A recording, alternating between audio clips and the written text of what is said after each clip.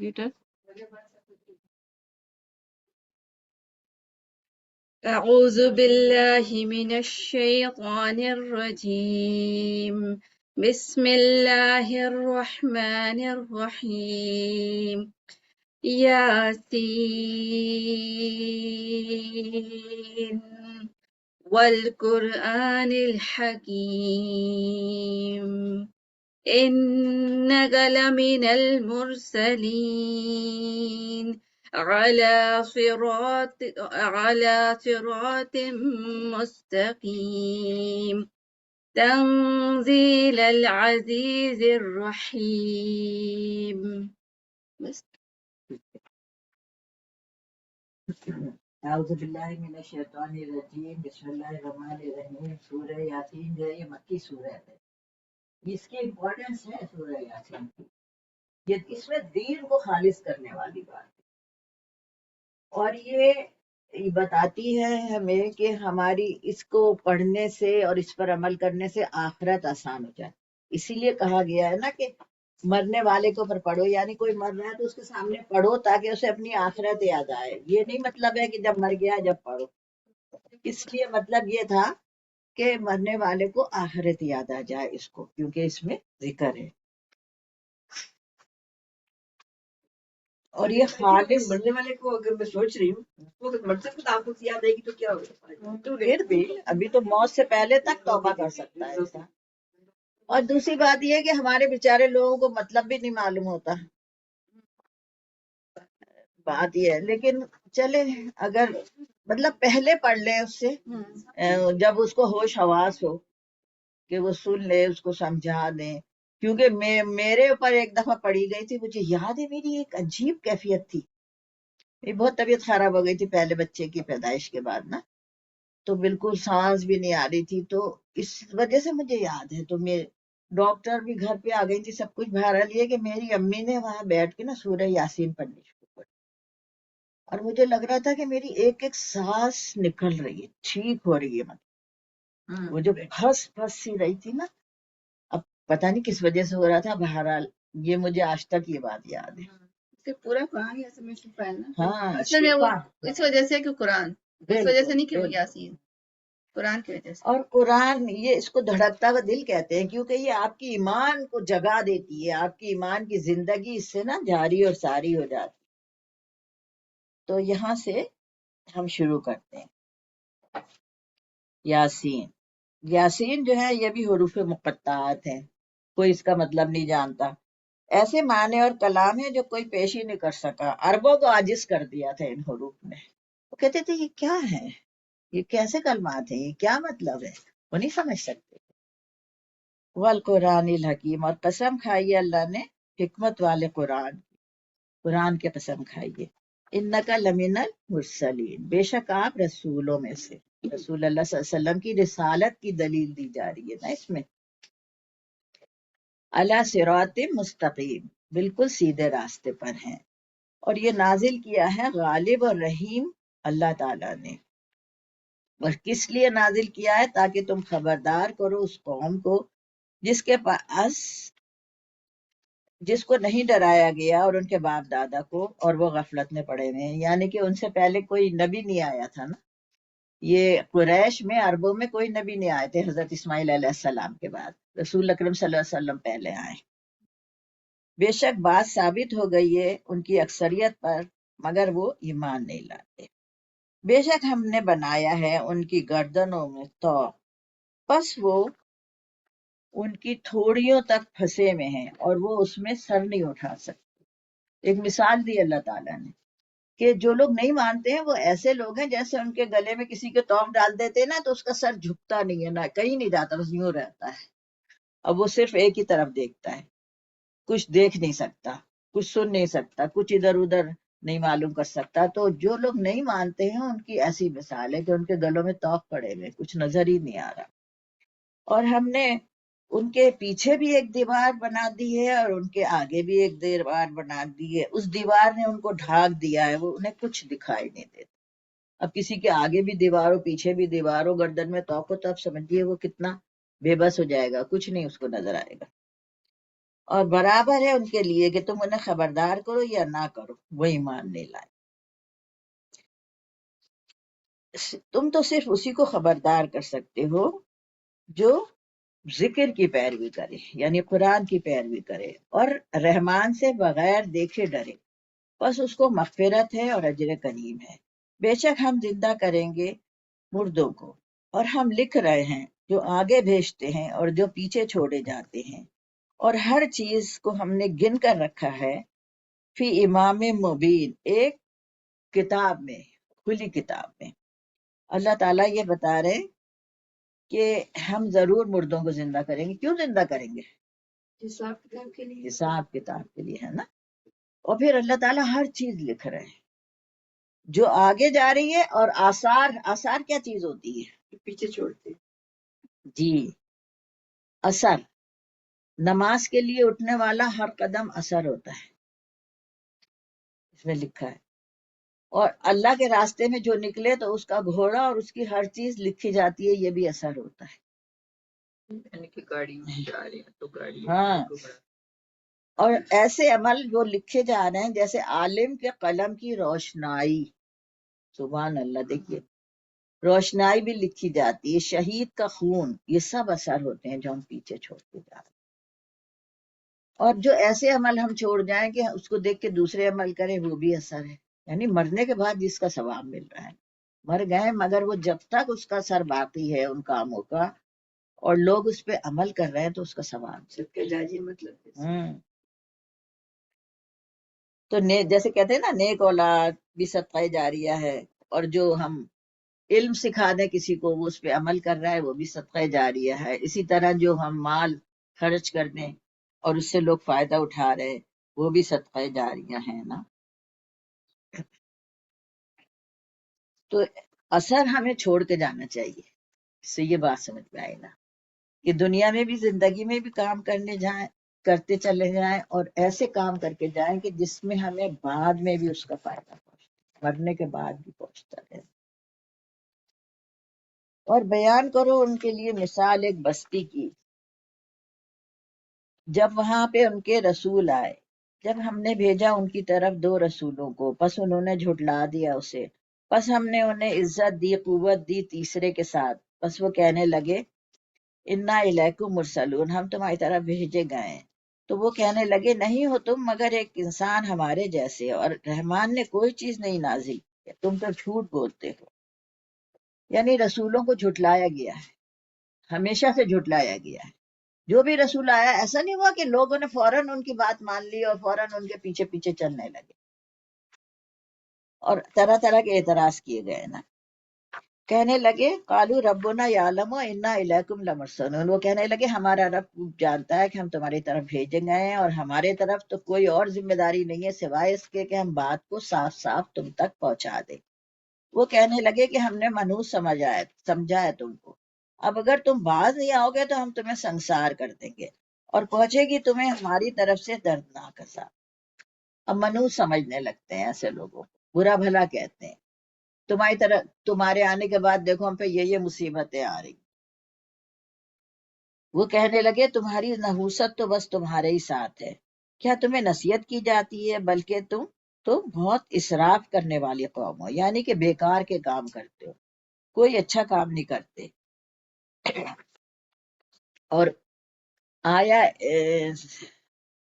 شہر کے کنارے سے، من اقصی المدینہ، اقصی کہتے ہیں نا دور کی جگہ، جیسے مسجد اقصی ہے، دور تھی نا، تو اس لیے اللہ تعالیٰ نے کہا تھا کہ اپنے بندے کو لے گیا تھا اللہ مسجد حرام سے مسجد اقصی تک۔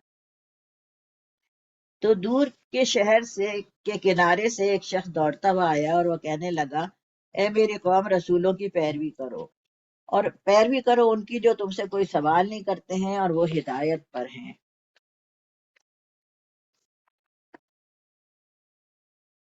اور میرے لیے کیا ہے کہ میں نہیں بندگی کروں اس کی جس نے مجھے پیدا کیا، اسی کی طرف مجھے لوٹ کر جانا ہے۔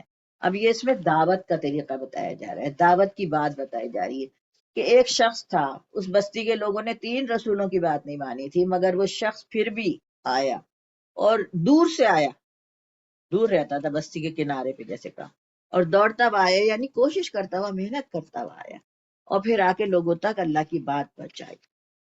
تو وہ کیا کہنے لگے کیا تم بناتے ہو اللہ کے سوا اور معبود، اور اگر رحمان چاہے تمہیں نقصان پہنچانا تو ان کی سفارش تمہیں کوئی بھی کام نہیں آئے گی اور نہ وہ تمہیں چھڑا سکیں گے.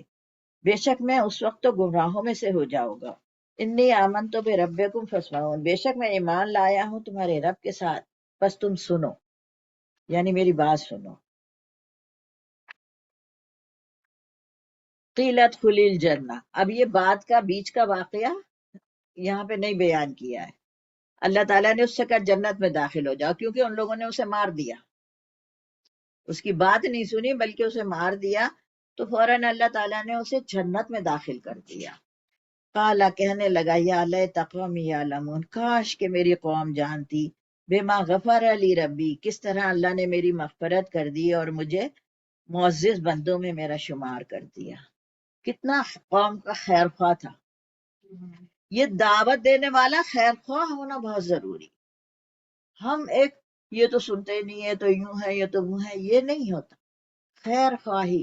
قوم نے مار دیا، مرنے کے بعد بھی سوچ رہا ہے اپنی قوم کے بارے میں کہ اللہ نے مجھے جو مرتبہ دیا ہے جنت میں، تو کاش میری قوم کو معلوم ہو جاتا کہ مجھے کتنا بڑا مرتبہ ملا، تاکہ وہ بھی پھر اللہ کی بات مانتے ہیں نا. یہ خیر خواہی تھی کہ دنیا والوں نے تو اسے ذلیل کیا تھا، لیکن اللہ نے اسے کتنی بڑی عزت دی. وما انزلنا علی قومہ، اور نہیں ہم نے نازل کیا قوم کے اوپر ان کے بعد کوئی لشکر آسمان سے، اور نہ ہم نازل کرنے والے تھے. صرف ایک دھماکے کی تیز آواز تھی، بس وہ بجھے ہوئے رہ گئے. یعنی اللہ کو کوئی لشکر بھیجنے کی بہت ضرورت نہیں ہوتی، کیسے ختم کر دیتا ہے بستیوں کو. ایک دھماکے کی آواز آئی، سب مر گئے. دیکھیں اب سیلاب آتے ہیں اور یہ جیسے زلزلہ ہے، ہزاروں لوگ ایسے ایک دم ختم ہو گئے، اور منٹوں میں، کوئی دیر ہی نہیں لگتی، 45 سیکنڈ لگتے ہیں. سیکنڈوں میں ہو جاتا ہے. یا حسرتاً علی العباد، افسوس ہے، حسرت ہے بندوں کے اوپر کہ ان کے پاس کوئی رسول نہیں آتا مگر وہ اس کا مذاق اڑاتے ہیں. یعنی ایسے لوگوں پہ حسرت ہونی چاہیے کہ وہ رسولوں کا مذاق اڑاتے ہیں. کیا وہ نہیں دیکھتے کہ کس طرح ہم نے ہلاک کیا ہے ان سے پہلے بستیوں کو، اور وہ ان کی طرف لوٹے نہیں ہیں. اور ہر چیز کو ہم جمع کریں گے اور حاضر ہوگی وہ ہمارے سامنے. اور ان کے لیے ایک نشانی ہے زمین میں، مردہ زمین میں ہم اس کو زندہ کر دیتے ہیں اور نکالتے ہیں اس میں سے دانے، اور وہ اس میں سے کھاتے ہیں. اور ہم نے بنایا باغات اور کھجور اور انگور، اور ہم نے پھاڑ دیے زمین میں چشمے تاکہ تم کھاؤ اس کے پھلوں کو. اور یہ کام انہوں نے نہیں کیا، افلا یشکرون، کیا وہ شکر نہیں کرتے. اب اللہ تعالیٰ بتا رہا ہے کہ یہ سب کام کون کرتا ہے. یہ پھلوں کو، سبحان اللہ، ایک درخت ہے وہ کتنے پھل دیتا ہے، آپ کبھی سوچیں. کبھی پھلدار درخت دیکھیں نا جس پھل وہ ہر وقت ایک دفعہ ختم ہو گئے، پھر آ گئے، پھر ختم، سالوں درخت پھل دیتے رہتے ہیں. ایک انجیر کا درخت ہے وہاں سین ڈیاگو میں، اللہ 500 سال پرانا ہے، وہ بھرا رہتا ہے انجیروں سے. کب سے اس میں انجیریں آ رہی ہیں، اور اتنا بڑا ہے کہ اس گھر سے بھی بڑا ہوگا. سبحان اللہ. تو اللہ تعالیٰ کس کس طرح سے ہمیں نعمتیں دے رہا ہے، نعمتوں سے نواز رہا ہے. اگر جیسے کہ ہم کسی کا کتنا شکریہ ادا کرتے ہیں نا، اگر کوئی ہمارے ساتھ اچھا سلوک کرتا ہے یا ہمیں کچھ دیتا ہے، ہم شکر گزار ہوتے ہیں. تو ہم اپنے رب کے کیوں نہیں شکر گزار ہوتے جس نے ہمیں اتنی چیزیں دی. کہتے ہیں بندوں کا شکر ادا کرنا چاہیے، جو بندوں کا نہیں کرے وہ رب کا تو. ہاں، پھر وہ رب کا. سبحان اللہ جی، پاک ہے وہ ذات جس نے بنائے جوڑے جوڑے ہر چیز کے، اس چیز میں سے جو زمین اگاتی ہے، اور ان کی جانوں میں سے، اور اس چیز میں سے جو تم جانتے بھی نہیں ہو. کتنی چیزوں کو تو ہم جانتے ہی نہیں ہیں نا. اور اس کی نشانی ہے رات میں، ہم کھینچ لیتے ہیں اس میں سے دن کو، پس وہ اندھیرا ہو جاتا ہے. اور سورج چلتا ہے ایک مقرر راستے پر. یہ راستہ جو ہے یہ مقرر کیا ہوا ہے العزیز العلیم، غالب اور غالب. یعنی سورج بھی اللہ تعالیٰ کا کتنا حکم مانتا ہے. آپ سوچیں اگر کہیں ہمارے جیسا ہو، ادھر ادھر ہو جائے تو ساری چیزیں ٹوٹ پھوٹ جائیں، ساری چیزیں ختم ہو جائیں. وہ ایک ہی دائرے میں چلتا رہتا ہے. اس کے لیے ایک حدیث ہے مجھے بڑی اچھی لگتی ہے مگر زیادہ سمجھ میں نہیں آتی. بخاری کی حدیث ہے حالانکہ. حضرت ابو ذر کہتے ہیں کہ مجھ سے رسول اللہ نے پوچھا کہ جانتے ہو سورج کہاں جاتا ہے؟ میں نے کہا اللہ اور اس کا رسول زیادہ جانتے ہیں. فرمایا سورج عرش کے نیچے جا کے سجدہ ریز ہوتا ہے اور اسے حکم دیا جاتا ہے کہ طلوع ہو جاؤ. ایک وقت آئے گا کہ اسے حکم دیا جائے گا کہ جہاں سے آئے وہیں پلٹ جاؤ اور وہ مغرب سے طلوع ہو جائے گا. یہ قیامت کے قریب ہو. اب تو ویسے سائنس میں یہ باتیں ہو رہی ہیں کہ ایک دن مغرب سے سورج طلوع ہوگا. سائنس میں بھی یہ باتیں ہو رہی ہے کہ وہ رک جائے گا چلتے چلتے نا, اور جب رک جائے گا تو پھر پلٹ جائے گا. تو اللہ تعالیٰ نے ہر چیز کا ایک مقصد بنایا, ایک طریقہ بنایا. اس پہ جب تک رہتے ہیں نا اپنے راستے پر تو سیدھے رہتے ہیں, اور جہاں ادھر ادھر بھٹکے بھٹک جائے. اور چاند ہم نے مقرر کر دی ہیں اس کی منزلیں, یہاں تک کہ وہ لوٹ آتا ہے اور ایک کھجور کی صوفی شاخ کی طرح ہو جاتا ہے. چھوٹا سا ہوتا ہے, کھجور کی شاخ ایسے ہوتی ہے نا, مڑی ہوئی سی پتلی سی یوں مڑ جاتی ہے چاند کی طرح, پھر وہ بڑا ہوتا ہے بڑا, پھر پلٹ کے تھوڑا چھوٹا ہو جاتا ہے پھر. اور باقاعدہ اللہ نے بنایا ہے. کس لیے بنایا ہے؟ کتنا چاند سے حساب ہوتا ہے, دنوں کا حساب ہوتا ہے. دیکھ کے ہم پتہ چلا لیتے اچھا 12 کا چاند ہوگا, چلو 13, 1-2 دن کا فرق ہو جاتا ہے, یہ پہلی کا ہے, یہ اتنے کا ہے. دنوں کا حساب. فل مون ہے 14 تاریخ دیکھ کے جی.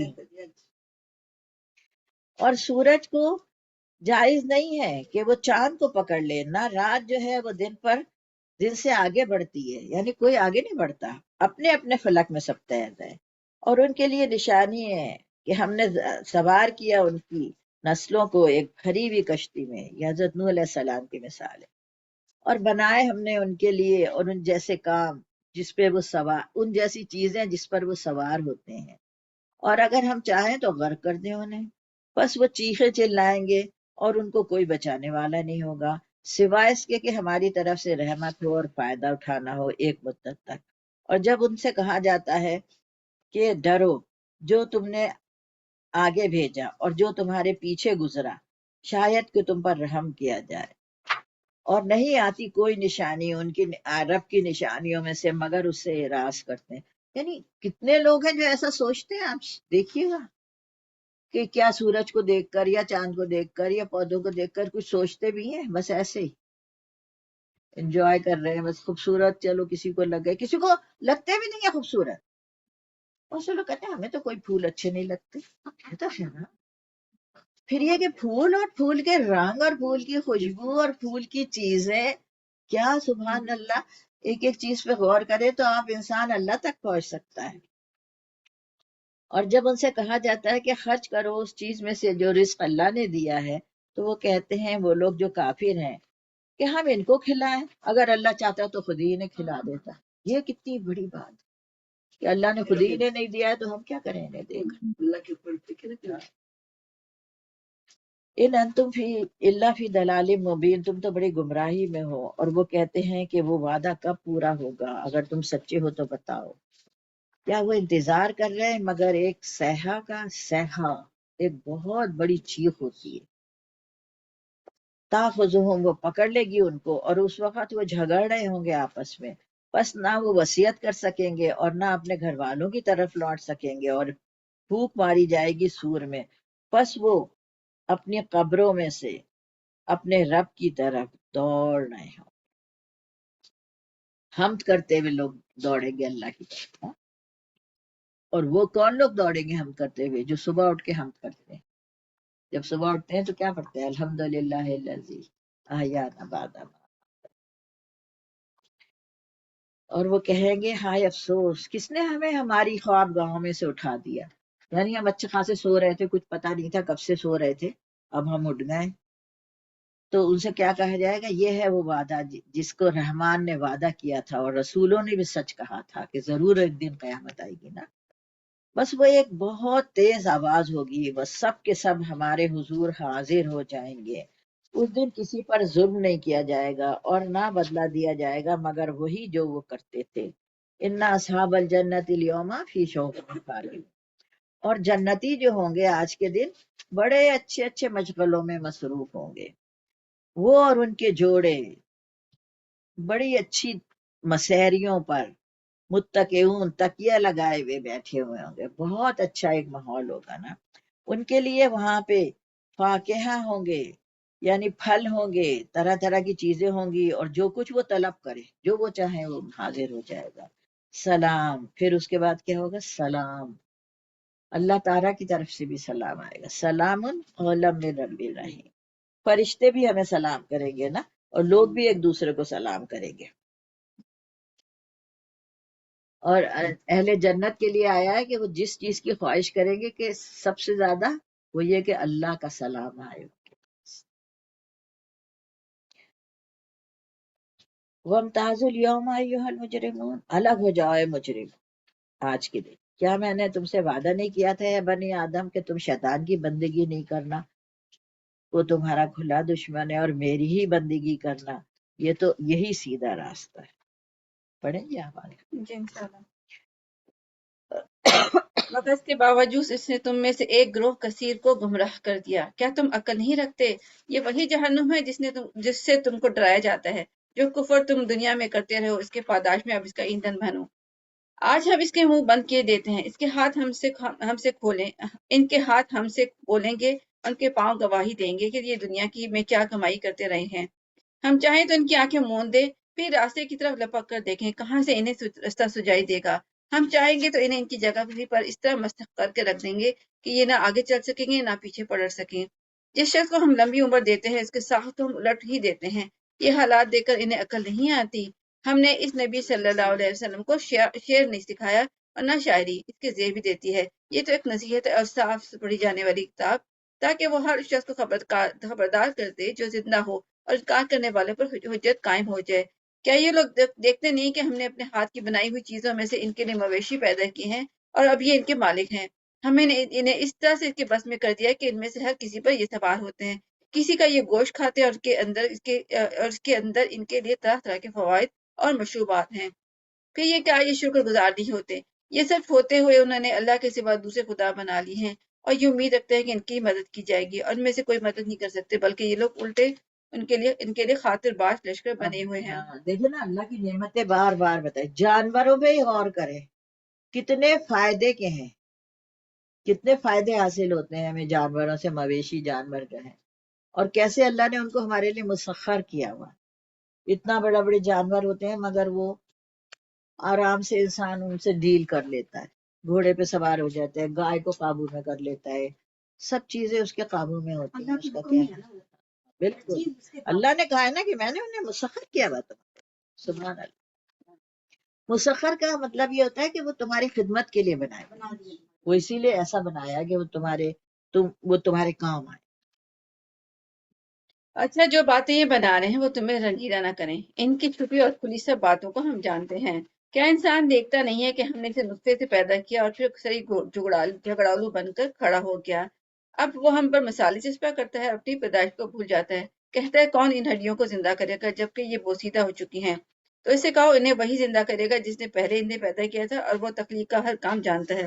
وہی جس نے تمہارے لیے ہرے بھرے درخت سے آگ پیدا کر دی اور تم نے اسے اپنے چولہے روشن کرتے ہو۔ کیا وہ جس نے آسمان اور زمین کو پیدا کیا اس پر قادر نہیں کہ ان جیسوں کو پیدا کر سکے؟ کیوں نہیں، جبکہ وہ ماہر خلاق ہے۔ وہ تو جب کسی چیز کا ارادہ کرتا ہے تو اس کا کام بس یہ ہے کہ اسے حکم دے دیتا ہے ہو جاؤ، اور وہ ہو جاتی ہے۔ پاک ہے وہ جس کے ہاتھ میں ہر چیز کا مکمل اقتدار ہے، اور اسی کی طرف تم پلٹا دے جانے والے ہو۔ بسم اللہ الرحمن الرحیم۔ سورہ صافات۔ اللہ کے نام سے جو بے انتہا مہربان اور رحم فرمانے والا ہے۔ قطار در قطار صف باندھنے والوں کی قسم، پھر اس کی قسم جو ڈانٹنے پھٹکارنے والے ہیں، پھر اس کی قسم جو کلام نصیحت سنانے والے ہیں۔ تمہارا معبود حقیقی بس ایک ہی ہے، وہ جو زمین اور آسمان کا اور تمام ان چیزوں کا مالک ہے جو زمین اور آسمان میں ہے، اور تمہارے مشرقوں کا مالک۔ ہم نے آسمان دنیا کو تاروں کی زینت سے آراستہ کیا ہے، اور ہر شیطان شرکت نے اسے اس کو محفوظ کر دیا ہے۔ یہ شیاطین ملا اعلیٰ کی باتیں نہیں سن سکتے، ہر طرف سے مارے اور ہانکے جاتے ہیں، اور اس کے پیچھے ان کے لیے پہم عذاب ہے۔ تاہم اگر کوئی ان میں سے کچھ لے اڑے تو ایک تیز گھوڑا اس کے پیچھا کرتا ہے۔ اب ان سے پوچھا ان کی پیدائش زیادہ مشکل ہے یا ان چیزوں کی جو ہم نے پیدا کر رکھی ہے؟ ان کو تو ہم نے لیس دار گارے سے پیدا کیا ہے۔ تم اللہ کے قدرت کے کرشمے پر حیران ہو، اور یہ اس کا مذاق اڑا رہے ہیں. سمجھایا جاتا ہے تو سمجھ کر نہیں دیتے. کوئی نشانی دیکھتے ہیں تو اسے ٹٹھوں میں اڑا دیتے ہیں اور کہتے ہیں یہ تو سری جادو ہے. ہر اللہ چیز سے دیکھیے اللہ کی نشانی ظاہر ہوتی ہے، ہر چیز سے اللہ کی قدرت ظاہر ہوتی ہے. فرشتوں پہ قسم کھائی ہے نا اللہ نے یہاں پہ کہ وہ کیسے صفے باندھتے، سب باندھ کے کام کرتے ہیں. یہ فرشتوں کی کئی جگہ خصوصیت ہے. یہ اللہ کے یہاں بہت ڈسپلن سے کام ہوتا ہے. سب کا کیا تصور ہوتا ہے؟ ڈسپلن. اور مسلم کی حدیث ہے کہ ہمیں 3 باتوں میں سب لوگوں پر فضیلت ہے. ہماری صفیں فرشتوں کی صفوں جیسی بنائی جاتی ہے. جب نماز میں ہماری صفیں کیسی بنتی، ہمارے لیے ساری زمین مسجد بنا دی گئی ہے، اور پانی نہ ملنے پر زمین کی مٹی وضو کے قائم مقام. یہ مسلمانوں کو اللہ تعالیٰ نے سہولت عطا کی ہے. اور مسلم کی حدیث ہے کہ تم اس طرح صفیں نہیں باندھتے جس طرح فرشتے اپنے رب کے سامنے صف بستہ کھڑے ہوتے ہیں اور صفیں باندھتے. اللہ تعالیٰ کو نا صف پسند ہے، صف باندھتا. پھر صف جو ہے نا وہ اتحاد اور مضبوطی کی بھی علامت ہوتی ہے. سب مل مل کے کھڑے ہوتے ہیں، کوئی کسی سے بڑا چھوٹا نہیں ہوتا. یہ نہیں ہے کہ یہ گوروں کی صفیں ہیں تو یہ کالوں کی صفیں ہیں، یا یہ امیروں کی صفیں ہیں یا غریب کی صفیں. ایسا نہیں ہوتا ہمارے یہاں، الحمدللہ ابھی تک تو نہیں ہوتا. تو اللہ تعالیٰ کو یہ ساری چیزیں پسند ہیں. اور پھر فرشتے کام بھی کرتے ہیں، کام کرتے ہیں، بادلوں کو چلاتے ہیں، پیغام رسانی کرتے ہیں، اللہ کے احکام کو پورا کرتے ہیں، مجرموں کی جان نکالتے ہیں، اور جان نکالتے وقت ڈانٹ ڈپٹ کرتے ہیں. کہتے ہیں جب برے لوگوں کے پاس فرشتے آتے ہیں جان نکالنے تو ڈانٹتے ہوئے آتے ہیں، مارتے بھی ہیں، پیٹھ پر مارتے ہیں. بس اصل میں تو ہمیں بھی جو نماز کا وہ ڈسپلن کے لیے تیار کیا گیا نا کہ 5 وقت اگر پڑھی جائے تو تمہیں ڈسپلن آئے. بالکل. تو ہم لوگ تو بڑے ڈسپلن نہیں ہیں. ہم لوگ نہیں ہے نا، کیوں نہیں آتے؟ ہم مسجد سے باہر ہو کے گڑبڑ اتنی ہو جاتی ہے ہمیں کہ نہیں، مسجد کی صفوں میں بھی میں نے دیکھا کہ لوگ صفحے بھی آگے ٹھیک سے نہیں پیچھے بنے. کھڑا ہے. باس لوگ تو کہو بھی تک حالانکہ یہ ہے کہ اگر آگے صف میں جگہ ہے تو آپ آگے کی صف میں چلیں، نہیں اس کو کرتے، پورا وہ کریں. سائڈ میں خالی چھوڑ کے تو بیٹھے رہتے، کوئی نہیں پیچھے چاہتا کہ کوئی آ کے تو فل کر. تھوڑا سا بیچاروں کو پتا بھی نہیں ہے نا شاید. میں تو کئی دفعہ سوچا ہے کہ امام صاحب سے کہوں گی ان چیزوں پہ بھی لیکچر دیا کریں گا تھوڑا کبھی کبھی جمعے کے خطبے میں.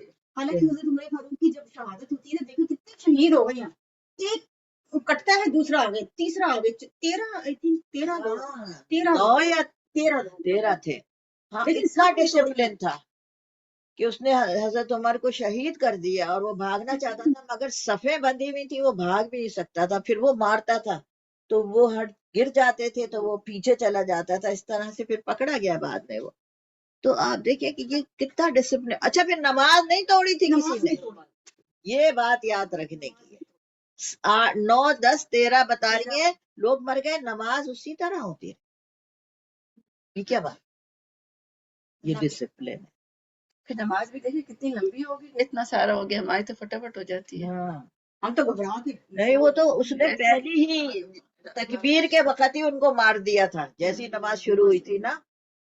حالانکہ وہ امام صاحب ایک دن کہہ رہے تھے کہ اگر کوئی آدمی پیچھے کوئی دیکھے کسی کو کوئی گر رہا ہے کوئی، کیونکہ مسجد ایک دفعہ ایسی وہ نماز پڑھے تھے تو مردوں میں نے سنا ہے کہ کوئی ایک دم آدمی نے گر گیا تو لوگ اپنے پڑھتے رہتے، انہوں نے کہا نہیں، ایک جرا توڑے اور اس کو دیکھے. ہاں، ایک دو لوگ تو دیکھنا چاہیے، لیکن پوری نماز یہ نہیں کہ سب لوگ نماز چھوڑ کے بھاگ جائے. لیکن سارے لگ جائے تو کہتے ہیں اس کو توڑے اور دیکھے کہ اس کو ہو سکتا ہے اس کی زندگی بچ سکتی ہے. بالکل نہیں، وہ تو بالکل ٹھیک ہے. کوئی تکلیف میں ہے تو یہ ایک دو لوگ اس کو دیکھنے کے لیے، اس کا خیال کرنے کے، اور ان کو بھی پکڑا جا رہا تھا، وہ مار تھا، لیکن سب نہیں کر رہے تھے. جو اس کے سامنے ہوتے ہوں گے وہی پکڑ رہے ہوں گے اسے. تو اللہ تعالیٰ کی ہر نشانی کو سبق لینا چاہیے. اور جو ستارے ہیں یہ بھی اللہ نے 3 مقصد بتائے ہیں ستاروں کے. ایک تو زینت ہے آسمان کی. آپ سوچے ستارے نہیں ہوتے کیسا خراب آسمان ہوتا. رات کو اتنا تو نظر ہی نہیں آتا جہاں جو ہم نے دیکھی. راستے دکھا اور دی. پھر ہی ان کے ذریعے شیطانوں کو بھگایا جاتا ہے.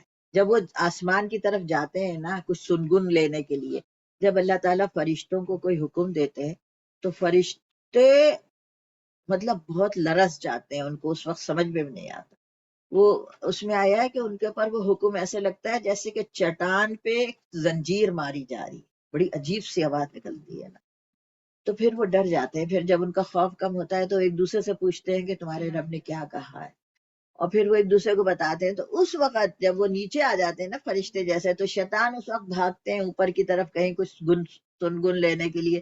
پھر انہیں ستاروں کے ذریعے بھگایا جاتا ہے. کبھی کبھی وہ کسی کی ایک آدھ بات سن لیتے ہیں فرشتوں کی، تو پھر وہ آ کے زمین میں جڑ دیتے ہیں 4 جھوٹی باتیں لگا کے. تو لوگ کہتے ہیں کہ دیکھو اس کی بات سچی ہو گئی. تو یہ ساری چیزیں جو ہے نا، ہاں شیطانوں کو بھگانے کا کام لیا جاتا ہے ستاروں سے، اور ایک راستہ بتانا. یہ جو ستارے ہیں نا، ان سے پورا راستہ پتہ چلتا ہے ہم کو، پوری وہ جو ہوتے ہیں نا کوکب، وہ کہتے ہیں پورا جو ہوتا ہے اس پیٹرنز ہوتے ہیں پورے پیٹرن جو ہوتے ہیں. جب جہاز چلتا ہے نا اندھیرے میں رات میں، اور آپ کے پاس کوئی مشین بھی نہیں ہو، آپ صرف ستارے سے پتہ چلا سکتے ہیں کہ ایسٹ کدھر ہے یا ویسٹ کدھر ہے یا کدھر جا. ہاں پڑھے. اور کہتے ہیں یہ تو صریح جادو ہے. بھلا کہیں ایسا ہو سکتا ہے کہ جب ہم مر چکے ہیں اور مٹی بن جائیں اور ہڈیاں کا پنجر رہ جائیں، اس وقت ہم پھر زندہ کر کے اٹھا کھڑے کیے جائیں گے؟ اور کیا ہمارے اگلے وقتوں کے باوجود بھی اٹھائے جائیں گے؟ ان سے کہو ہاں، اور تم خدا کے مقابلے میں بے بس ہو. بس ایک ہی جھٹکی ہوگی اور یکیک اپنی آنکھوں سے سب کچھ جس کی خبر جاری کریں دیکھ رہے ہوں گے. اس وقت یہ کہیں گے ہائے ہماری کم بختی، یہ تو یوم الجزا ہے، یہ وہی فیصلے کا دن ہے جسے تم جھٹلایا کرتے تھے. حکم ہوگا گھیر لاؤ سب ظالموں کو اور اس کے ساتھیوں کو، اس کے معبودوں کو جن کو وہ خدا کو چھوڑ کر بندگی کیا کرتے تھے. پھر ان سب کو جہنم کا راستہ دکھاؤ اور ذرا انہیں ٹھہراؤ. ان سے کچھ پوچھنا ہے، کیا ہو گیا تمہیں؟ اب کیوں ایک دوسرے کی مدد نہیں کرتے؟ ارے آج تو یہ اپنے آپ کو ایک دوسرے کے حوالے کیے دے رہے ہیں، اس کے بعد یہ ایک دوسرے کی طرف مڑیں گے اور ہم باہم تکرار شروع کر دیں گے. پیروی کرنے والے اپنے پیشواؤں سے کہیں گے تم ہمارے پاس سیدھے رخ سے آتے تھے. وہ جواب دیں گے نہیں، بلکہ تم خود ایمان لانے والے نہ تھے، ہمارا تم پر کوئی زور نہ تھا، تم خود ہی سرکش لوگ تھے. آخرکار ہم اپنے رب کو اس فرمان کے مستحق ہو گئے کہ ہم عذاب کا مزہ چکھنے والے ہیں، سو ہم نے تم کو بہکایا اور خود بہکے ہوئے ہیں. اس سے وہ سب اس روز عذاب میں مشترک ہوں گے. ہم مجرموں کے ساتھ یہی کچھ کیا کرتے ہیں. کہ وہ لوگ تھے کہ جب ان سے کہا جاتا اللہ کے سوا کوئی معبود برحق نہیں ہے تو یہ گھمنڈ میں آ جاتے اور کہتے کیا ہم ایک شاعر مجنون کی خاطر اپنے معبودوں کو چھوڑ دیں، حالانکہ وہ حق لے کر آیا تھا اور اس نے رسولوں کی تصدیق کی تھی. اب ان سے کہا جائے گا تم لازماً دردناک سزا کا مزہ چکھنے والے ہو، اور تمہیں جو بدلہ بھی دیا جا رہا ہے انہی اعمال کا دیا جا رہا ہے جو تم کرتے رہے ہو. مگر اللہ کے چیدہ بندے جو اس انجام بد سے محفوظ ہوں گے، ان کے لیے جانا بوجھا رزق، ہر طرح کی لذیذ چیزیں اور نعمت بھری جنت جن میں وہ عزت کے ساتھ رکھے جائیں گے. عباد اللہ المخلصین. مخلص کون ہوتا ہے؟ ایک تو مخلص ہوتا ہے، مخلص ہوتا ہے جو ابھی کوشش کر رہا ہے اپنے کو خالص کرنے کی.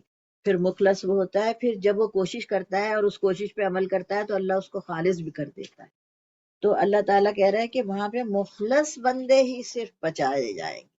تو ہمیں مسلسل کوشش کرنی ہے. اور اس سے کیا ہم سمجھتے ہیں مخلصی سے؟ مخلص ہونا، خالص اللہ کے لیے ہوتا ہے. ہاں ہر کام صرف اللہ کے لیے کر، اور کوئی نیت نہیں ہونا. جو ہم نیکی کر رہے ہیں، ہم اپنے بچوں کو بھی پال رہے ہیں تو اس لیے پال رہے ہیں کہ اللہ کا حکم ہے، اللہ کے حکم کے مطابق بھی پھر پالیں گے، اللہ کے بتائے ہوئے طریقوں پہ بھی پالیں گے نا. قیامت کے دن لوگوں کو لایا جائے گا نا جو قرآن پڑھتے تھے، ان سے کہا جائے گا کہ تم کیا کر کے آئے گے؟ وہ کہیں گے کہ ہم قرآن بہت پڑھتے تھے، پڑھاتے تھے. وہ کہتے تھے کہ نہیں، تمہیں تو یہ شوق تھا کہ لوگ تمہیں عالم کہیں، تمہاری تعریفیں کریں. بیکار ان کو جہنم میں پھینک دیا جائے گا.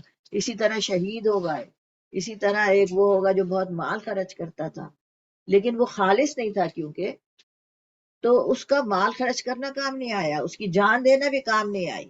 وہ اس لیے جان دینے آ گیا تھا کہ لوگ کہیں گے بڑا بہادر تھا، جنگ میں چلا گیا. سوچیں ہماری سوچیں، یہ جو ہماری سوچیں ہیں.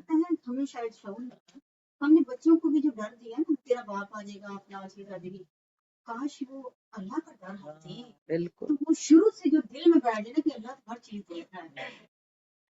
تو اپنے آپ کو ہمیں اپنی نیتوں کو بہت خالص کرنے کی ضرورت ہے. ابھی سے ہم کوشش کریں گے، ہم کوشش مسلسل کرنی ہوتی ہے اس کے لیے، کیونکہ دل میں خیال آتے ہیں، ضرور آتے ہیں تو، مگر ہمیں اپنے آپ کو کوشش کرنی ہے.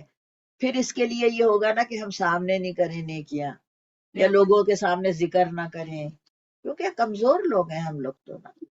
تو اپنے آپ کو خالص کرنے کی کوشش کریں. اس رمضان میں ہم یہ ایک پلان کریں گے، اس رمضان میں ہم اپنے آپ کو خالص کریں گے. ایک تو اپنے دلوں سے وہ نکال دیں گے ہر ایک کینہ کھپٹ سب کا، اور پھر اپنے کو خالص کرنے کی کوشش کریں گے انشاءاللہ. ایک زیر اور زبر کے فرق سے بھی گزرنا ہے. ہاں بالکل.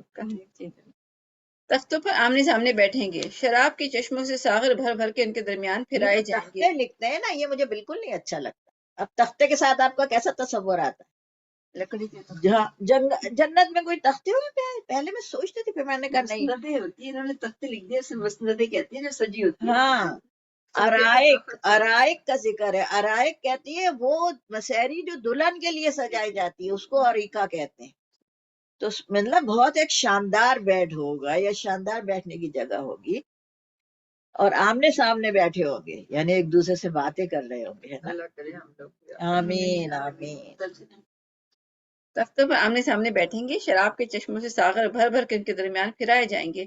چمکتی ہوئی شراب جو پینے والوں کے لیے لذت ہوگی، نہ اس کے جسم کو اس سے کوئی ضرر ہوگا، نہ اس کی عقل سے خراب ہوگی. اور ان کے پاس نگاہیں بچانے والی خوبصورت آنکھوں والی عورتیں ہوں گی، ایسی نازک جیسے کہ انڈے کے چھلکے سے نیچے چھپی ہوئی چھلی. سبحان اللہ. اب دیکھیں جنت کی عورت بھی نیچی نظریں رکھنے والی.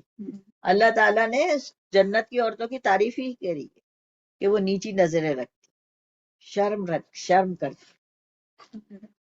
پھر وہ ایک دوسرے کی طرف متوجہ ہو کر حالت پوچھیں گے. ان میں سے ایک کہے گا، دنیا میں میرا ایک ہم نشین تھا جو مجھ سے کہا کرتا تھا، کیا تم بھی تصدیق کرنے والوں میں سے ہو؟ کیا واقعی جب ہم مر چکے ہوں گے، مٹی ہو جائیں گے اور ہڈیاں کو پنجر بن کر رہیں گے تو ہمیں جزا و سزا دی جائے گی؟ اب کیا آپ لوگ دیکھنا چاہتے ہیں کہ وہ صاحب اب کہاں ہے؟ یہ کہہ کہ جو ہی وہ جھکے گا تو جہنم کی گہرائی میں اس کو دیکھ لے گا، اور وہ اس سے خطاب کر کے کہے گا، خدا کی قسم تو مجھے تباہی کر دینے والا تھا. میرے رب کا فضل شامل حال نہ ہوتا تو آج میں بھی ان لوگوں میں سے ہوتا جو پکڑے ہوئے آئے ہیں. اچھا تو کیا اب ہم مرنے والے نہیں ہیں؟ موت جو ہمیں آنی تھی وہ بس پہلے سے آ چکی، اب ہمیں کوئی عذاب نہیں ہونا. یقیناً یہ عظیم و شان کامیابی ہے، ایسی کامیابی کے لیے عمل کرنے والوں کو عمل کرنا چاہیے. یعنی برے دوست سے پیچھا چھڑا لیا تھا اس نے. برا ساتھی تھا، اب برا ساتھی ہوتا تو وہ کہاں تھا، تو وہ سوچ رہا ہے کہ اچھا ہوا میں نے اس کی بات نہیں مانی، نہیں تو میں بھی وہیں ہوتا جہاں آ گیا. صحبت اچھی ہونی بہت ضروری ہے. ازالے کا خیر ہو نزولہ کہاں سے پڑھی؟ اب بولو، یہ ضیافت اچھی ہے نا، یہ ہے ازالی کا ہی ہے. ٹھیک ہے. ہاں بولو یہ ضیافت اچھی ہے یا زقوم کا درخت؟ ہم نے اس کے درخت کو ظالموں کے لیے فتنہ بنا دیا ہے. وہ ایک درخت ہے جو جہنم کی تہ سے نکلتا ہے، اس کے شگوفے ایسے ہیں جیسے شیطانوں کے سر.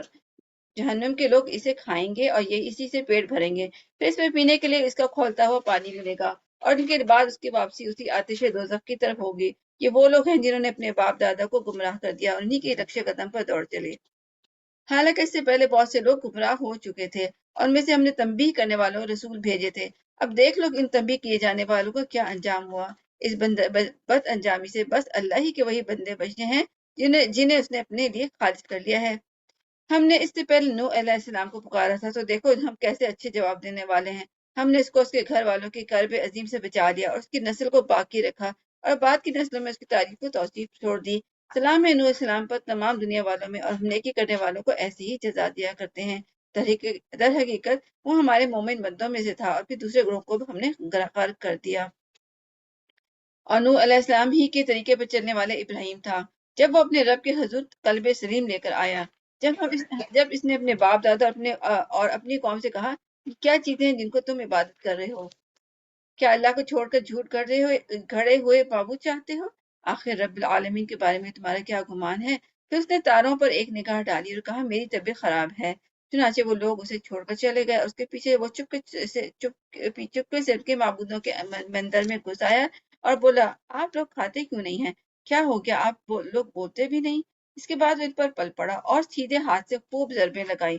واپس آ کر وہ لوگ بھاگے اس کے پاس آئے. اس نے کہا، کیا تم اپنی ہی تراشی ہوئی چیزوں کے پوچھتے ہو، حالانکہ اللہ ہی نے تم کو بھی پیدا کیا اور چیزوں کو بھی جنہیں تم بناتے ہو. انہوں نے آپس میں کہا کہ اس کے لیے ایک اللہ تیار کرو اور اسے دہکتی ہوئی آگ کے ڈھیر میں پھینک دو. انہوں نے اس کے خلاف ایک کارروائی کرنی چاہیے، مگر ہم نے اسے نیچا دکھا دیا. ابراہیم علیہ السلام نے کہا، میں اپنے رب کی طرف جاتا ہوں، وہی میری رہنمائی کرے گا۔ اے پروردگار مجھے ایک بیٹا عطا کر جو صالحوں میں سے ہو۔ اس دعا کے بعد اس کے دعا کے جواب میں ہم نے اس کو ایک حلیم بردبار لڑکے کی بشارت دی۔ وہ لڑکا جب اس کے ساتھ دوڑ دھوپ کر کے عمر کے پہنچ گیا تو ایک روز ابراہیم علیہ السلام نے سے کہا، بیٹا میں خواب میں دیکھتا ہوں کہ میں تجھے ذبح کر رہا ہوں، اب تو بتا تیرا کیا خیال ہے؟ اس نے کہا، ابا جان جو کچھ آپ کو حکم دیا جا رہا ہے اسے کر ڈالیے، آپ انشاءاللہ مجھے صابروں میں سے پائیں گے۔ آخر کا جب ان دونوں نے سر تسلیم خم کر دیا اور ابراہیم علیہ السلام نے بیٹے کو ماتھے کے بل گرا دیا اور ہم نے ندا دی کہ اے ابراہیم علیہ السلام تو نے خوب سچ کر دکھایا، ہم نیکی کرنے والوں کو ایسی ہی جزا دیتے ہیں، یقیناً ایک کھلی آزمائش تھی اور ہم نے ایک بڑی قربانی فدیے میں دے کر اس بچے کو چھڑا لیا اور اس کی تعریف و توسیع ہمیشہ کے لیے بعد کی نسلوں میں چھوڑ دی۔ سلام ہے ابراہیم علیہ السلام پر۔ ہم نیکی دیکھیں کتنی زبردست حضرت ابراہیم علیہ السلام کی مسلسل ذکر آ رہا ہے، اور قلب سلیم ہے ان کا نا، اس میں کچھ نہیں ہے، خالی دل ہے ان کا۔ خلیل کیوں نام ہے ان کا؟ اللہ نے کہا خلیل خلا سے بنائے نا۔ ایک دفعہ ایک امام صاحب بتا رہے تھے، کہنے لگے خلا کہتے ہیں کہ خالی، یعنی ان کے دل میں کچھ نہیں ہے، خالی ہے صرف اللہ کی محبت، اتنا خالص ان کا دل۔ تو اللہ نے ان کو اپنا خلیل بنا دیا، اور کس کس طرح سے ان کو ستایا گیا اور کس کس طرح سے ان کی آزمائش ہوئی اور وہ کس طرح سے پورے اترے۔ اور یہ بیٹے کی جو آزمائش تھی کتنی بڑی تھی، ہے بھائی؟ کوئی کر سکتا ہے؟ یہ بھی کتنی بڑی آزمائش نہیں تھی کہ ایک تو اولاد نہیں ہو رہی، وہی تو اللہ تعالیٰ نے کہا کہ چھوڑا بیان ہر چیز کرنے کا تو دیکھیں نا، وہ تو چھوڑ ہے اور پھر بیٹے سے پوچھ رہے ہیں، تو اس پوچھنے کا بھی مقصد یہ تھا کہ آیا جس بیٹے کی میں نے دعا کی تھی واقعی بیٹا ویسا ہے؟ بیٹے نے کیا جواب دیا؟ کر ڈالیے جیسا آپ کو جو آپ چاہتے ہیں۔ پھر یہ کس کی تربیت ہو رہی تھی؟ ماں کے ساتھ رہتا، ماں کی تربیت کا اثر تھا۔ وہ ہے نا ایک شعر کہ سکھائے کس نے اسماعیل کو آداب فرزت دی۔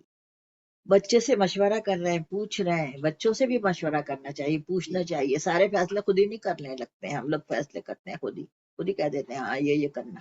ان سے بھی پوچھیں کہ اس کام کو کیسے کرنا چاہیے نا۔ اور پھر اخلاق جو تھا ان کا بہترین تھا، اور جب ماں باپ مخلص ہوتے ہیں نا تو پھر اولاد بھی مخلص ہوتی ہے، کیونکہ بچے بہت زیادہ آبزرو کرتے ہیں۔ آپ کو نہیں پتا آپ کیا کر رہی ہیں، بچوں کو سب پتا ہوتا، آپ کیا بول رہی ہیں، کیا باتیں کر رہی ہیں، کوئی آیا تھا اس کے ساتھ کون سی بات کری تھی، سب پتا ہوتا ہے۔ اور چھوٹے بچہ ہمارا پوتا ہے نا، وہ نماز پڑھتے ہوئے جیسے آ کے جیسے دیکھتا ہے سجدہ کرتا ہے، کوئی کر رہا ہے جو دیکھ رہا ہے، جیسے جانور دیکھتے ہیں اس پہ الٹ جاتا ہے۔ 1 بجے سے ہماری بہو کی کلاس ہو رہی تھی تو کہہ رہی تھی کہ آپ لوگ تھوڑا آہستہ بولیے۔ چلو آگے پڑھیں۔ سلام ہے ابراہیم علیہ السلام پر۔ ہم نیکی کرنے والوں کو ایسی ہی جزا دیتے ہیں، یقیناً وہ ہمارے مومن بندوں میں سے تھا اور ہم نے اسے اسحاق کی بشارت دی، ایک نبی صالحین میں ہے، اور اسے اور ایک اسحاق کی برکت دی۔ اب ان دونوں کی ضروریت میں سے کوئی محسن ہے اور کوئی اپنے نفس پر سری ظلم کرنے والا ہے۔ اور ہم نے موسیٰ اسلام اور ہارون پر احسان کیا، ان کو ان کے قوم کو کرب عظیم سے نجات دی، انہیں نصرت بخشی جس کی وجہ سے وہی غالب رہے، ان کو نہایت واضح کتاب عطا کی، انہیں راہ دکھائی اور بعد کی نسلوں میں اس کے ذکر خیر باقی رہا۔ سلام ہے موسیٰ اور ہارون علیہ السلام پر۔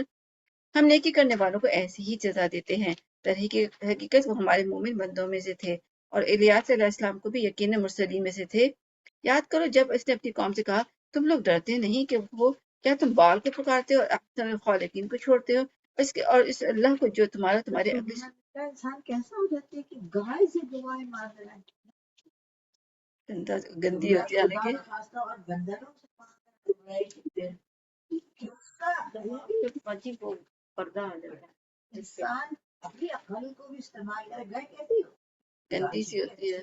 لیکن آپ گائے کا چلنا پھرنا کہیں بھی گندگی کر دیتی ہے، کہیں کچھ کر دیتی ہے، ایسا ہوتا ہے معبود؟ سبحان اللہ۔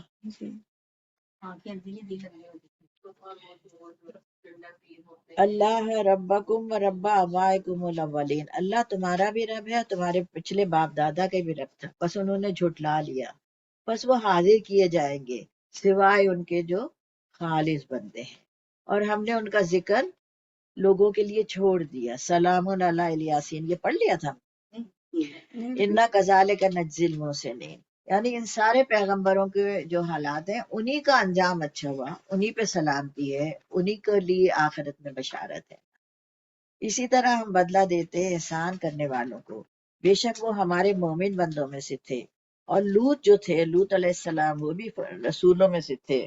جب ہم نے ان کو نجات دی اور ان کے گھر والوں کو سب کے سوائے ایک بوڑھی عورت کے جو پیچھے رہنے والی تھی، ثم دمرنا الآخرین، پھر ہم نے سب کو تباہ کر دیا۔ اور بے شک تم گزرتے ہو ان کے اوپر صبح ہوتے ہوئے اور رات کو، کیا تم سمجھتے نہیں ہو؟ یعنی ان کی بستیوں کی طرف سے گزرتے تھے اور انہیں پتا تھا کہ یہ عذاب شدہ بستیاں ہیں، تباہ ہو گئی ہے کوئی قوم، تو اس سے سبق لینا چاہیے جب ہم ایسی جگہوں پہ جائیں نا جہاں پہ کھنڈرات ہیں۔ آپ دیکھیں نا، جن قوموں پہ عذاب آ جاتا ہے نا، جہاں پہ وہاں کبھی بستی نہیں ہے، وہ بستی پھر وہ کھنڈر ہی کھنڈر بنی رہتی ہے ہمیشہ۔ اللہ کو رسول۔ اور بے شک یونس جو تھے، یونس علیہ السلام، وہ بھی ہمارے رسولوں میں سے تھے۔ جب وہ ایک بھاگ گیا ایک کشتی کی طرف بھری ہوئی، پس قرار ڈالا گیا، پس وہ ہار جانے والوں میں سے ہو گیا۔ یعنی جب حضرت یونس علیہ السلام کو بہت ستایا ان کی قوم نے، تو ابھی اللہ کا حکم نہیں آیا تھا، مگر وہ مایوس ہو کے چلے گئے۔ تو اللہ نے ان کو بھی ایک سبق سکھایا۔ وہ ایک کشتی پہ گئے اور کشتی میں جب طوفان آیا تو وہاں پہ کوئرہ ڈالا گیا۔ انہوں نے کہا کہ ایک انسان کو نیچے پھینکیں گے جب یہ طوفان ٹھلے گا، اور انہی کا نام نکلتا تھا قرآن میں، حضرت یونس علیہ السلام کا۔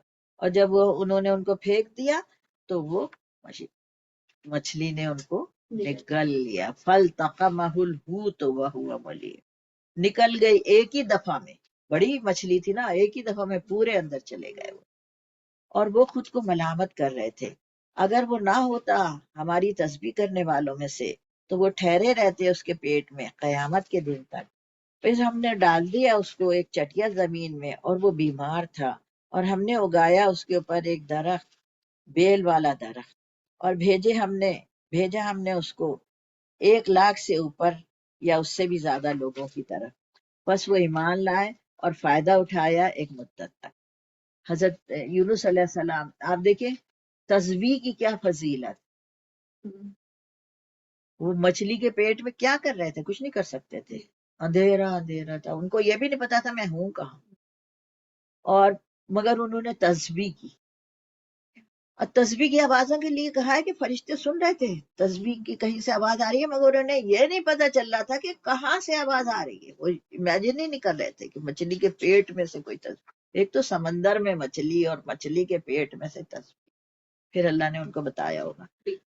اس میں یہ تو 1,00,000 سے زیادہ لوگوں کی طرف بھیجا، تو اسی لیے 1,00,000 پتا نہیں بھائی، ہاں شاید یہی کہا جاتا ہے۔ تو مطلب یہ کہ کوئی سبق نہیں لیا اس سے، ان کے واقعات سے، بس وہ 1,00,000 کا نکال لیا، یا پتہ نہیں کیا نکالا ہے، مجھے نہیں معلوم۔ بہرحال اللہ نے یہ بتایا ہے کہ اگر وہ تسبیح نہیں کرتا تو ہمیشہ اس کے پیٹ میں رہتا ہے، یعنی تسبیح کرنے سے مشکل وقت سے بھی نکل آتے ہیں۔ یہ سمجھ میں آیا نا کہ اللہ کی تسبیح ایسی چیز ہے کہ وہ مشکل حالات سے بھی نکالتے۔ فَاسْتَفْتِهِمْ عَلَىٰ الْبَنَاتُ وَلَهُمُ الْبَنُونَ، بس پوچھو ان سے، کیا رب کے لیے تو بیٹیاں ہیں اور تمہارے لیے بیٹے؟ یعنی جن بیٹیوں کو تم پسند نہیں کرتے وہ تو کہہ دیتے ہو رب کے لیے بیٹیاں ہیں، اور اپنے لیے بیٹوں کو پسند کرتے ہو۔ کیا ہم نے بنایا ہے فرشتوں کو عورتیں اور وہ اس کے گواہ ہیں؟ پھر وہ کہتے تھے کہ فرشتے اللہ کی بیٹیاں ہیں، انہیں کیا پتا فرشتوں کی کون سی جنس ہے؟ بلکہ وہ اپنے جھوٹ میں جو جھوٹ گھڑتے ہیں وہ خود ہی کہتے رہتے ہیں کہ جنم دیا ہے اللہ نے انہیں، اور بے شک وہ جھوٹ بولتے ہیں۔ کیا انہوں نے پسند کر لیا ہے بیٹیوں کو بیٹوں کے اوپر؟ ما لکم کیف تحکمون، تم کیسا حکم دیتے ہو؟ کیا تم نصیحت نہیں قبول کرتے؟ یا تمہارے پاس کوئی دلیل ہے روشن؟ پس لے آؤ کوئی کتاب اگر تم سچے ہو۔ اور وہ بناتے ہیں اس کے درمیان اور جنات کے درمیان رشتہ۔ یہ بھی کہتے تھے جنات بھی ان کی پتہ نہیں کیا کہتے تھے، جنات سے شادیاں کرتے ہیں، یا جنات ان کی بیٹیاں ہیں، کچھ ایسے۔ اللہ کی جنات سے شادی بھی کچھ اس طرح کہتے تھے۔ اور بے شک جنات جانتے ہیں کہ وہ بھی حاضر کیے جائیں گے، حاضر کیے جائیں گے یعنی وہ اللہ کی مخلوق ہیں، انہیں بھی حاضر کر کے ان سے سوال کیا جائے گا۔ پاک ہے اللہ اس چیز سے جو یہ باتیں بناتے ہیں، الا عباد اللہ المخلصین، سوائے ان لوگوں کے جو خالص بنتے ہیں، وہ ایسی باتیں نہیں کرتے۔ پس تم اور وہ جن کی تم عبادت کرتے ہو اور وہ جو تمہیں بہکاتے ہیں، اللہ من ہوا سال الجحیم، مگر وہ آگ میں جلنے کے لیے ہے، وما منا اللہ لہو مقام معلوم، اور نہیں ہے ہمارے لیے مگر ایک مقام معلوم۔ اب یہ فرشتوں کی بات آ رہی ہے، وَإِنَّا لَنَحْنُ الصَّافُونَ، اور ہم صفیں باندھتے ہیں، وَإِنَّا لَنَحْنُ الْمُسَبِّحُونَ، اور ہم تسبیح کرتے ہیں۔